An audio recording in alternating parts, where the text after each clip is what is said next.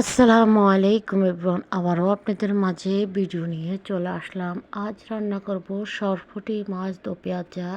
পুরো রেসিপি জুড়ে সাথে থাকবেন। রেসিপিটি ভালো লাগলে শেয়ার করতে ভুলবেন না।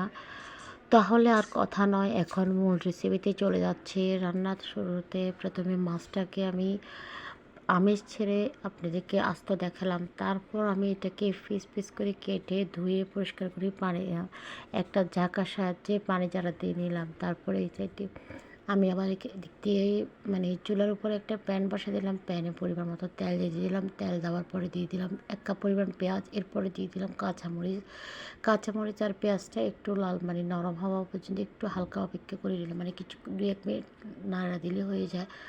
একটু নরম হলে তারপর দিয়ে দিলাম আমি এখানে আদা রসুনের পেস্টটা দিয়ে একটু নেড়ে চেড়ে দিলাম। দিয়ে মানে কাঁচা গন্ধটা চলে যাওয়া পর্যন্ত একটু অপেক্ষা করে নিলাম। এরপর আমি এখানে দিয়ে দিচ্ছি হলুদের গুঁড়া, লাল মরিচের গুঁড়া, স্বাদ মতো লবণ, ধনিয়া জিরার গুঁড়া, সবগুলো মশলা একসাথে দিয়ে আমি আবার একটু নেড়ে চেড়ে দিলাম। দিয়ে দিব এখন পানি দিয়ে খুব ভালো করে মশলাটা কষাই নিব।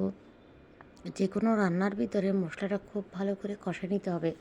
যে কোনো রান্নার মূল হলো মশলা কষানোর মধ্যে থেকে টেস্ট এবং ভালো কালার সুন্দর সব কিছু হয়। আর রান্না মশলার কষাতে লাগলে সবসময় মাথায় রাখবেন যে জালটা মিডিয়াম আছে অবশ্যই রাখতে হবে। এক্ষেত্রে আপনার তলাতে লাগবে না এবং আশেপাশে পুড়বে না।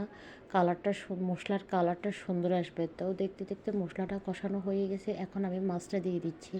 একে একে আমি বসাই দিচ্ছি সবগুলো মাছ। তো মাছগুলো দিয়ে আমি উপর দিয়ে টমেটোগুলো ছেটে দিব। উপর দিয়ে একটু টমেটো দিতে হবে। আর এখন শীতকালের এখনকার টমেটোগুলো দিয়ে মাছ রান্না করলে অনেক মজাই লাগে।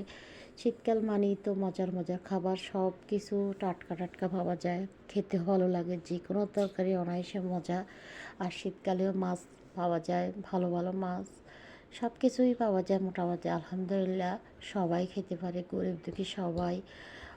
মানে অনেক সময় দেখা যাবে যে কিছুদিন পরে তরকারি সবজি মাছ মাংস কিছু ধরাই যায় না। আমরা এতদিন অনেক কষ্টে সবাই এখন সবজির বাজারে হাতও দিত না, মাঝখান দিয়ে একদম দিতে পারতো না। যাই হোক, এখন সবাই মোটামুটি আল্লাহর রহমতে খেতে পারতেছে। আলহামদুলিল্লাহ সবার জন্য দোয়া ভালোবাসা অবশ্যই থাকবো। তো দেখতে দেখতে মাছটাকে আমি পাশাপাশ করে নেড়ে দিলাম টমেটো দিয়ে। তারপর পরিমাণ মতো পানি দিলাম। পানি দিয়ে আবার একটু মাছটাকে উল্টে দিচ্ছি। সবগুলো মাছ একটা একটা করে উল্টে দেবো আমি। তো উল্টে দিয়ে আমি ধনিয়া পাতা দিয়ে নামাই ফেলবো। তো মাছটা কেমন হচ্ছে অবশ্যই কমেন্ট করবেন। কালারটা কেমন হচ্ছে অবশ্যই কমেন্টে জানাবেন। প্লিজ আপনারা সবাই একটু আমাকে সাপোর্ট করবেন, ভালোবাসা দিবেন। ভালোবাসা দিয়ে আপনাদের সবার সাথে আমাকে এগিয়ে নেবেন। দেখতে দেখতে মাছটা কমপ্লিট হয়ে গেলো। দেখতেই পাচ্ছেন উপর দিয়ে ধনিয়া পাতা ছিটিয়ে দিলাম। আর এখনও শীতকালে ধনিয়া পাতা দিলে দেখা যায় ধনিয়া পাতার সেন্টগুলো অসাধারণ সেন্ট, খুব সুন্দর সেন্ট। দেখতে পাচ্ছেন রান্নার পরে একদম ঠান্ডা হওয়ার পরে কালারটা কেমন আসছে দেখালাম। তো সবাই আমার জন্য দোয়া করবেন, ভালোবাসা দিবেন, সবাই ভালো থাকবেন। এরপর আমি বিকালে নাস্তার জন্য ঝালপুয়া বানাচ্ছি। বাঁধাকপি, আলু, গাজর সব কিছু দিয়ে অনেক মজা করে আমি একটা ডিম দিয়ে রান্না বানাইলাম বিকালের নাস্তা। তো সবাই ভালো থাকবেন, লাইক কমেন্ট ফলো দিয়ে পাশে থাকবেন। সব সময় আপনাদের দোয়া ভালোবাসা দিয়ে যেন সামনে এগিয়ে যেতে পারি। আমি সব সময় আপনাদের ভালোবাসাটা চাই। সবাই ভালো থাকবেন। আসসালামু আলাইকুম।